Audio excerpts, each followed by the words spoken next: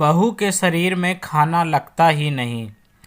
सुषमा ने अभी 10 दिन पहले ही एक बच्चे को जन्म दिया है। इस समय जैसे मालूम ही है, शरीर पूरी तरह से कमज़ोर हो जाता है। एक जीवन को दुनिया में लाने के लिए कितनी तकलीफ़ दर्द को सहन करना होता है, कोई नहीं समझ सकता। सुषमा की डिलीवरी उसके ससुराल में ही हुई थी। शुरू के 4 दिन तो हॉस्पिटल में जैसे तैसे कट गए। असली परीक्षा तो घर आने के बाद शुरू हुई। सुषमा ने अपनी सास रमा जी को कहा, आजकल बच्चे को संभालने के लिए बाई मिलती है, जो बच्चे की मालिश से लेकर माँ की मालिश, कपड़े धोने, बदलने सब काम कर देती है, उसे रख लेते हैं। रमा जी ने साफ साफ मना कर दिया कि इतने चोचले करने की कोई ज़रूरत नहीं है, सब काम हो जाएगा। शुरू के 1-2 दिन तो सबने ध्यान रखा, लेकिन 1-2 दिन बाद कोई कमरे में ही नहीं आता। पति तो दूसरे शहर में काम करते थे। सासू माँ पड़ोसी से बातों में लगी रहती, खुद का गुणगान करते रहती कि वो कितनी सेवा करती है बहू की। ननद मोबाइल में ही रहती। बच्चे की मालिश करना, नहलाना, कपड़े बदलना सब काम सुषमा को ही करने पड़ते। हालांकि डॉक्टर ने 15 दिन तक ज़्यादा देर बैठने से को मना किया था, क्योंकि ऑपरेशन से डिलीवरी में टाँकों पर जोर न पड़े, लेकिन कोई भी मदद के लिए नहीं आता। रात को भी अकेले ही सोना पड़ता। बच्चे को दूध पिलाने के लिए खुद सुषमा को भी भूख लग जाती, पर उसे कमरे से निकलने की मनाही थी कि जब तक नामकरण ना हो कमरे में रहना था। सुषमा को भूख लगती थी, पर कोई देखने पूछने वाला नहीं था। सासू माँ तो 2 वक्त की रोटी टेबल पर रखकर चली जाती थी। चाहे सुषमा खाए ना खाए कोई मतलब नहीं। बाकी पूरे दिन सुषमा भूखी ही रहती।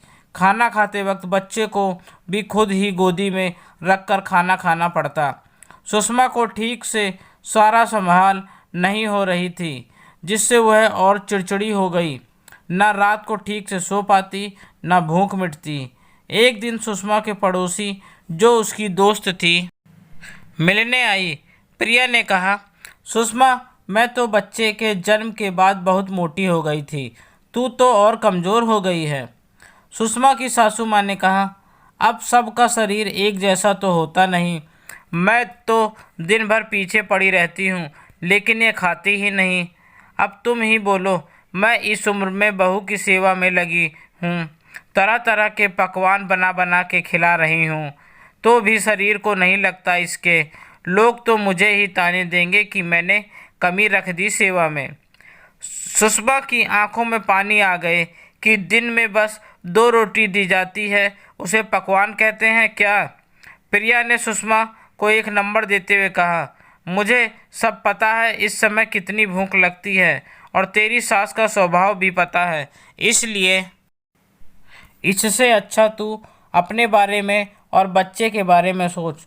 तू पौष्टिक भोजन करेगी तभी बच्चे को दूध पिला पाएगी, और अभी तक तूने खुद के लिए और बच्चे के लिए मालिश भी शुरू कर देनी चाहिए। इस नंबर पर फ़ोन करना, बाई बहुत अच्छी है, कल से आ जाएगी, तेरे खाने का और बच्चे का ध्यान रखेगी। प्रिया ने कहा। अगले दिन बाई आ गई। पहले रमा जी ने खूब हंगामा किया कि क्या ज़रूरत है, पहले भी तो बच्चे होते थे, हमने भी बच्चे पालकर बड़े किए हैं। सुषमा ने कहा, माँ जी आप पूरे दिन मेरी सेवा करती हैं, मुझे बिल्कुल अच्छा नहीं लगता। आप भी अब क्या क्या करेंगी? आप मुझे इतने पकवान खिलाए हैं, अब आप आराम कीजिए। आज से मेरी और मेरे बच्चे की जिम्मेदारी से आप मुक्त हो गई हैं, और इसके पैसे मैं अपनी तनख्वाह से दे दूंगी। सासू माँ समझ चुकी थी बहू किस पकवान की बात कर रही है। नज़रें चुराते हुए अपने कमरे में चली गईं। दोस्तों, ये एक ऐसा वक्त होता है जब किसी स्त्री को सबसे ज़्यादा मदद, प्यार, अपनेपन की ज़रूरत होती है। अगर इस समय कोई उसकी मदद कर देता है, एक महिला पूरी ज़िंदगी उसका एहसान मानती है, दिल से इज्जत देती है। लेकिन अगर कोई आपका ध्यान ना रखे, तो आप खुद का ध्यान रखें। बिना डरे, बिना संकोच के अपने लिए, अपने बच्चे के लिए कदम उठाएं, क्योंकि इस वक्त की लापरवाही पूरी ज़िंदगी भुगतनी पड़ती है। दोस्तों, आपको मेरी यह नई कहानी कैसी लगी, कृपया कमेंट करके मुझे बताएं और मेरे चैनल को सब्सक्राइब भी करें। आपका अपना दोस्त। धन्यवाद।